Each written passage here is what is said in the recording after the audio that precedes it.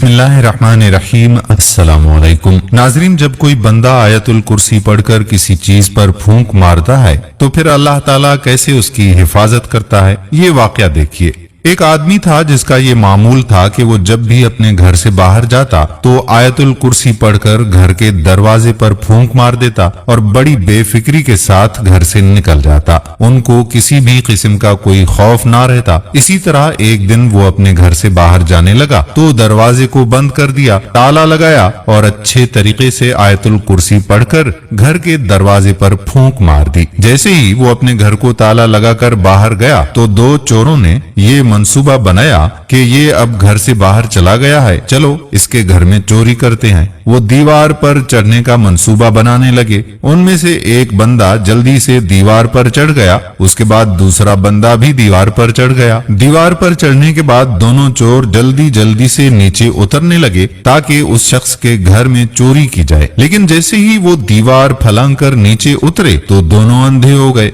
दोनों को नजर आना बंद हो गया, उन्हें कुछ भी नजर नहीं आ रहा था। एक उनमें से चारपाई पर गिर गया और दूसरा इधर उधर फिरने लगा। फिर दोनों ने आखिर एक दूसरे का हाथ पकड़ लिया और जल्दी से वापस दीवार की तरफ लपके और दीवार पार करके बाहर आ गए। जैसे ही वो दीवार से बाहर नीचे उतरे तो उन्हें नजर आना शुरू हो गया। वो कहने लगे कि हमें नजर आना क्यों बंद हो गया। वो फिर जाकर दीवार पर बैठ गए और एक दूसरे से कहने लगे कि यार, जब मैं नीचे गया तो मुझे कुछ भी नजर नहीं आता था। और दूसरे ने कहा कि मेरे साथ भी कुछ ऐसा ही हुआ, मैं भी जब नीचे उतरा तो मुझे भी कुछ नजर नहीं आया। उन दोनों ने कहा कि शायद ये हमारा वहमो गुमान है, चलो दोबारा नीचे उतरते हैं। वो जैसे ही दोबारा नीचे उतरे फिर दोनों अंधे हो गए। उन दोनों को नजर आना बंद हो गया, एक दूसरे के साथ टकराने लगे। जल्दी जल्दी उन्होंने फिर एक दूसरे के हाथ को पकड़ा और फिर दोबारा दीवार फलांग कर बाहर आ गए और फिर आपस में बातें करने लगे कि ये क्या बात हुई, जब हम दीवार पर आते हैं तो हमें सब कुछ नजर आता है, जैसे ही इस शख्स के घर में उतरते हैं तो हमें नजर आना बंद हो जाता है, ये क्या हुआ। उन दोनों ने फिर यही कहा कि शायद ये भी हमारा वहम हो, चलो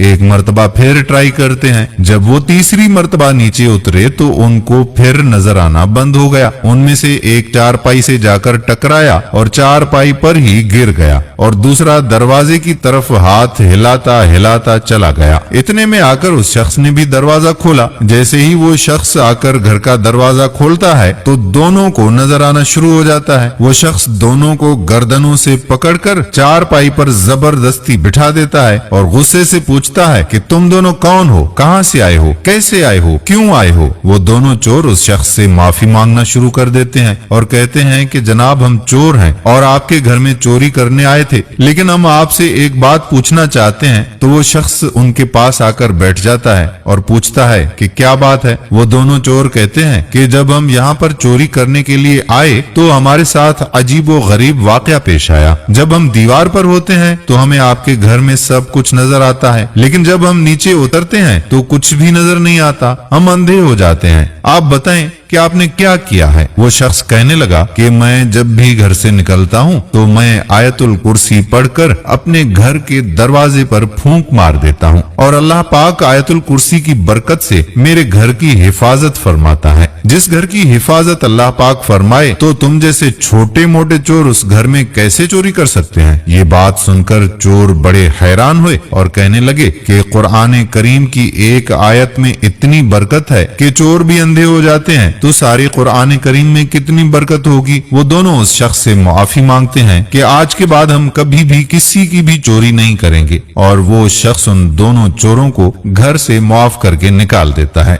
दोस्तों, इन हकायक से हमें पता चलता है कि हमें जहां भी जाना चाहिए तो अपने माल की हिफाजत के लिए आयतुल कुर्सी पढ़कर अपने माल पर फूंक मार देनी चाहिए। इससे अल्लाह पाक हमारे माल की हिफाजत फरमाता है। दोस्तों, हम उम्मीद करते हैं कि हमारी आज की वीडियो आपको पसंद जरूर आई होगी और आप भी हर रोज अपने घर से निकलते वक्त आयतुल कुर्सी विर्द करके फूंक जरूर मारेंगे। अगर वीडियो पसंद आई है आपको तो अपने दोस्तों के साथ भी शेयर कीजिएगा।